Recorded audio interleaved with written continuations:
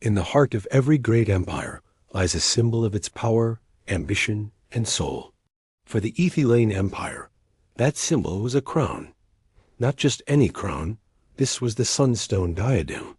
Said to be blessed by the gods, it was the ultimate prize, the emblem of absolute authority. But what if that shining symbol of ultimate power was also the seed of its own destruction? This is the story of the Ethiopian Empire and the crown that ultimately brought it to its knees. Our tale kicks off during the golden age of the Ethiopian Empire. For 5 centuries, it was on fire, expanding its borders with legions marching proudly under the sun's banner, conquering lands. Cities were marvels of engineering, libraries packed with knowledge, and emperors treated like living gods. At the center of it all, the sunstone diadem. Wearing it meant commanding loyalty and instilling fear. Legend had it the crown chose its wearer, granting them wisdom and strategic genius. The first lucky soul was Ethel the Great, a visionary leader who united warring tribes. Under his reign, the empire thrived. He built roads, established fair laws, ushering in peace and prosperity. Whenever he wore the sunstone diadem, it glowed with a warm, gentle light, almost alive. It was truly a golden age, filled with heroes and legends. His successors continued this legacy. But power, especially absolute power, has a sneaky way of changing people. It whispers temptations and plants seeds of paranoia and greed. The line of Ethel hit a rough patch. Enter Malachar, a distant cousin who seized the throne by force. His first act? Placing the sunstone diadem upon his own head. The gem at its center flickered ominously, its warm glow shifting to a cold, hard glint. Malachar was cruel, suspicious, and insatiable, living in constant fear, seeing threats everywhere. He doubled taxes for extravagant palaces, while people in outer provinces starved. He replaced wise advisors with sycophants. The diadem, once unity, morphed into fear. Malachar rarely appeared without it, clutching it like a lifeline, fearing it would be stolen. Some whispered he spoke to it, believing the crown shared its dark secrets with him. Under Malachar's reign, the first cracks in the empire began to show. Legions turned into tools of oppression, crushing internal dissent. Uprisings became the norm, trade networks frayed. Governors grew corrupt and greedy. The empire was sick, and the sickness started from the very head that wore the crown.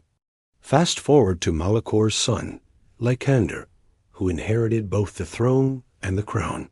He was a weak and indecisive ruler, overshadowed by his father's tyranny.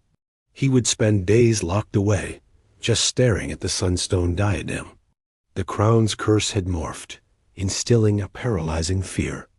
Lycander's inaction was destructive. Borders were undefended.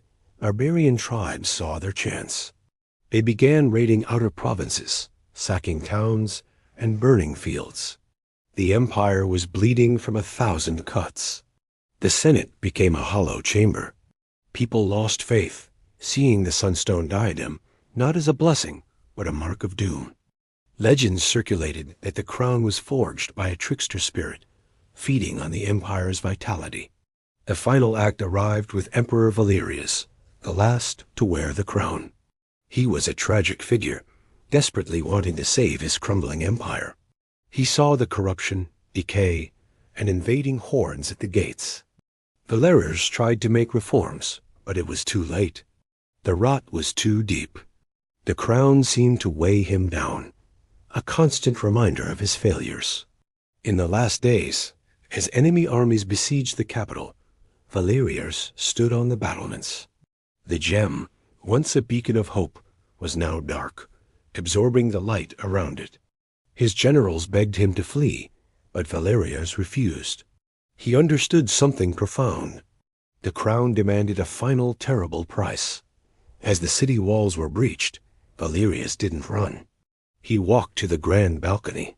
He held the sunstone diadem in his hands, the symbol of a power that had consumed everything.